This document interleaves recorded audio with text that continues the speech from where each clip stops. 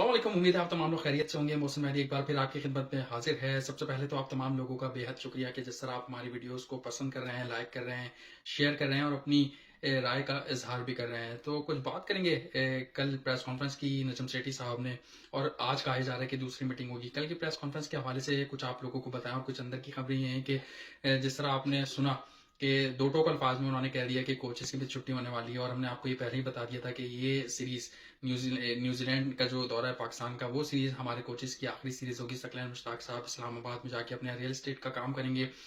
साथ साथ अगर बात करें शाहिद खान आफरीदी, सना मीर, ये दो ऐसे नाम थे जो कि इससे 14 रुकनी जो एडहॉक कमेटी बनाई गई थी उसमें शामिल थे। इन दोनों ने मना कर दिया काम करने से। शाहिद खान आफरीदी का ये कहना है कि वो काफ़ी मसरूफ होते हैं अपने दीगर मामलात में, क्योंकि चैरिटी का भी काम करते हैं। शाहिद आफरीदी फाउंडेशन सबके सामने है कि किस तरह वो पूरे मुल्क में अपनी फाउंडेशन के जरिए जाते हैं, ट्रैवलिंग करते हैं। तो इस बिना पर उन्होंने माजरत कर ली। हाँ, उन्होंने ये ज़रूर कहा कि अगर पाकिस्तान क्रिकेट बोर्ड को ज़रूरत पड़े तो हम Shahid Khan Afridi grass root level पर प्लेयर्स के साथ काम करने के लिए तैयार है। और फिर हमने पाकिस्तान जूनियर लीग में देखा कि वो पहला ऑफिशियल असाइनमेंट था पाकिस्तान क्रिकेट बोर्ड की जानिब से जो शाहिद खान आफरीदी ने मतलब एक्सेप्ट किया था। और उन्होंने मतलब पहले क्रिकेटर मुझे लग रहा है कि वो दिलचस्पी दिखा रहे हैं ग्रास रूट लेवल पर, और मैं समझता हूँ कि अगर Shahid Khan Afridi grass root level के लिए आमादा है काम करने के लिए, तो पाकिस्तान क्रिकेट बोर्ड नजम सेठी को चाहिए कि उनको ये जिम्मेदारी जल्द से जल्द सौंप दी जाए, क्योंकि इतना बड़ा स्टार पाकिस्तान में और कोई इतना बड़ा स्टार जो है पाकिस्तान में ग्रास रूट लेवल पर काम करने के लिए आमादा नहीं है। आप जिस भी क्रिकेटर से बात करेंगे वो ये चाहेगा कि वो नेशनल टीम के साथ लगे या तो वो पाकिस्तान क्रिकेट बोर्ड का चेयरमैन आए। बात करते हैं सना मीर की। सना मीर ने भी जो है वो थोड़ा सा रिलैक्टेंट नजर आई। उन्होंने कहा कि वो कमेंट्री में बिजी होती हैं, क्योंकि जब से उन्होंने रिटायरमेंट लिया है वो कमेंट्री में बिजी होती हैं, ट्रैवलिंग होती है उनकी, तो उन्होंने भी मना कर दिया। अब देखते हैं कि जो रिप्लेसमेंट है वो क्या अनाउंस करते हैं। नजम सेठी साहब, हारून रशीद साहब ने ज्वाइन कर लिया और उम्मीद यही थी कि वो नहीं छोड़ेंगे पाकिस्तान क्रिकेट बोर्ड की इस ऑफर को, और उन्होंने एक बार फिर जाके ज्वाइन कर लिया। और नजम सेठी ये कह रहे हैं कि वो उनके साथ बैठेंगे, स्ट्रक्चर दोबारा से जो है वो बनाया जाएगा। और नजम सेठी ने तमाम जो 2019 के बाद कमेटियां कायम की गई थी वो भी जो है खत्म कर दी। कहा जा रहा है कि कल की जो मीटिंग थी उसमें नदीम खान की बहुत सरजनिश हुई, जुनैद जिया की बहुत ज्यादा सरजनिश हुई कि भाई किस तरह से काम किया जा रहा है। और साथ साथ सबसे आम बात यह कि मिकी ऑर्थर के हवाले से बात सामने आ रही है, क्योंकि नजम सेठी ने कल अपनी प्रेस कॉन्फ्रेंस में बात कही कि फॉरेन कोच को लेकर आएंगे। और इसकी वजह बड़ी जबरदस्त उन्होंने बताई कि फॉरेन कोच इसलिए लाएंगे क्योंकि जो हमारे मुल्की कोच होते हैं, हम ये बात आपको अपनी वीडियो में बहुत पहले भी बता चुके हैं, जो मुल्की कोच होते हैं जैसे मोहम्मद यूसुफ या सकलैन मुश्ताक, ये प्लेयर्स पावर के आगे बेबस होते हैं। ये कप्तान को भी काबू करने से कासिर होते हैं। ये अपनी नौकरी सिर्फ इस वजह से इनकी चलती रहती है कि ये हाँ में हाँ करते रहते हैं। कप्तान की हाँ में हाँ करेंगे, कप्तान से इनको कोई मसला नहीं होगा, इनकी नौकरी चलती रहेगी। हाँ, अगर कप्तान की हाँ में ना करेंगे और अपना कोई फैसला मनवाने की कोशिश करेंगे तो कप्तान इनके खिलाफ लॉबिंग करेगा, प्लेयर्स पावर का इस्तेमाल करेगा, जिससे इनकी नौकरी को खतरा होगा। और कौन चाहेगा कि लाखों रुपए की नौकरियां जो हैं वो खत्म हो जाएं। इस वजह से नजम सेठी ने ये बात कही कि हमारे जो लोकल कोचेज होते हैं वो दोस्ती यारियां निभाते हैं। इसका मतलब दोस्तियां यारियां चल रही थी जो नजम सेठी ने ये बात कही। बाबर आजम दोस्ती यारियों की बिना पर कोचेस से कहकर अपने प्लेयर्स को अंदर करवाते थे। जो हसन अली की मिसाल आपके सामने है कि मतलब बिना परफॉर्मेंस पर वो दोबारा वापस आ गए। और इस सीरीज से पहले, इंग्लैंड की सीरीज से पहले जो है वो बात हुई थी हसन अली की बाबर आजम में, फोर्थ क्रिकेट के दौरान ही।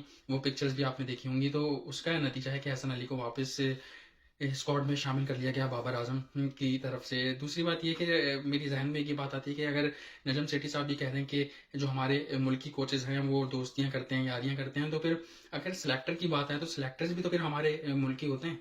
वो भी कोई प्लेयर होता है या पाकिस्तानी होता है, तो फिर वहां भी मैं समझता हूँ कि जब नजम सेठी साहब ये कह रहे हैं कि कोचेज मनमानियां करते हैं या दोस्तियां निभाते हैं, तो फिर ये भी बात दुरुस्त है कि सिलेक्शन में भी दोस्तियां निभाई जाती होंगी।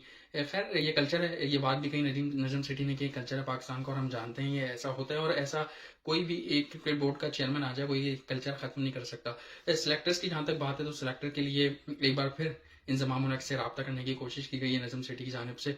और इंजमाम उल हक मैं समझता हूँ कि सही एक ऐसा नाम है कि वो कप्तान को काबू कर सकते हैं, या वो किसी को मतलब अगर इंजमाम किसी के सामने आए तो सामने वाला भी थोड़ा ठंडा होकर बात करेगा कि भाई सामने इंजमाम है। तो अगर इंजमाम उल हक आते हैं, उन्होंने पहले भी कंट्रीब्यूशन किया है और उनकी सिलेक्शन कमेटी में पाकिस्तान क्रिकेट टीम 2017 की चैंपियंस ट्रॉफी जीती थी। तो नजम सेठी साहब उन्हीं लोगों पर ज्यादा रिलाय कर रहे हैं या ट्रस्ट कर रहे हैं जिनके साथ वो पहले काम कर चुके हैं, चाहे वो इंजमाम उल हक हो, मिक्की आर्थर हो। कहा जा रहा है मिक्की आर्थर के साथ साथ जस्टिन लैंगर से भी बातचीत चल रही है पाकिस्तान क्रिकेट बोर्ड की, लेकिन मेरा नहीं ख्याल कि जस्टिन लैंगर कोचिंग के लिए आमादा होंगे। मिक्की आर्थर जो कि इस वक्त काउंटी में डर्बीशायर की कोचिंग कर रहे हैं, नो किसी को मालूम नहीं कि उनका कॉन्ट्रैक्ट कितना अरसा चलेगा, लेकिन पाकिस्तान क्रिकेट बोर्ड ने उनसे रब्ता किया और वो विलिंग भी हैं, पाकिस्तान क्रिकेट टीम की कोचिंग में वो दिलचस्पी का इजहार रखते हैं।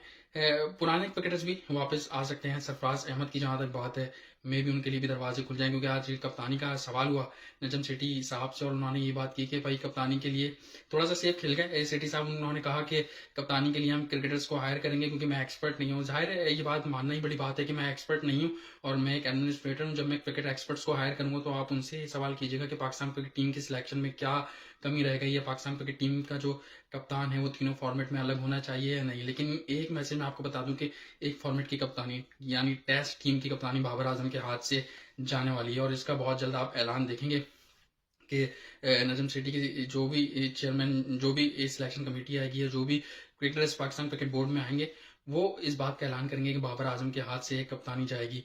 और मे भी बहुत ज़्यादा चांसेस यही हैं कि सरफराज अहमद के हाथ में वो कप्तानी सौंप दी जाए और टेस्ट टीम की में से हो सकता है कि वो कप्तानी हो। कुछ लोग, आज मेरी बात हो रही थी, वो कह रहे थे कि 2 फॉर्मेट की कप्तानी बाबर आजम के हाथ से जा सकती है, लेकिन मैं थोड़ा सा मैं भी सेफ खेल रहा हूँ कि मुझे ऐसा लगता है कि एक फॉर्मेट की कप्तानी बाबर आजम के हाथ से जाएगी और नजम सेठी साहब जिन क्रिकेटर्स को लाएंगे उन क्रिकेटर्स के बारे में भी आपको आगे वाली आने वाली वीडियोज में मैं बताऊंगा कि वो कौन कौन से बड़े ऐसे नाम हैं जो पाकिस्तान क्रिकेट बोर्ड में मुस्तकबिल में आप देखेंगे। अभी तो छुट्टी का सिलसिला जारी है कि मिसाल के तौर पे सारी कमेटियों की छुट्टी हो गई, नदीम खान की भी छुट्टी होने जा रही है, मोहम्मद यूसुफ की छुट्टी होने जा रही है सीरीज के बाद, और कहा जा रहा है कि परसों यानी बल्कि कल नजम सेठी साहब जो है वो कराची पहुंच रहे हैं और पिचेस के हवाले से भी बहुत ज़्यादा आज कल की प्रेस कॉन्फ्रेंस में उन्होंने बात की कि पिचेस के हवाले से कुछ वो सोचेंगे कि भाई किस किस्म की क्रिकेट हो रही है।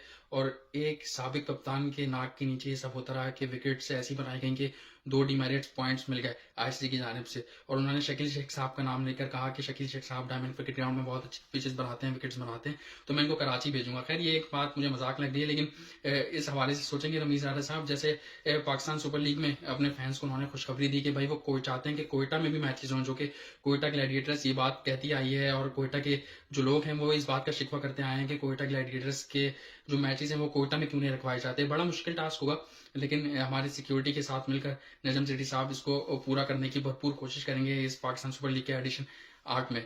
तो उम्मीद करते हैं हमारी आज की वीडियो आपको पसंद आएगी। अपना ख्याल रखिएगा। मोहसिन मेहदी को इजाजत दीजिए। अल्लाह हाफिज।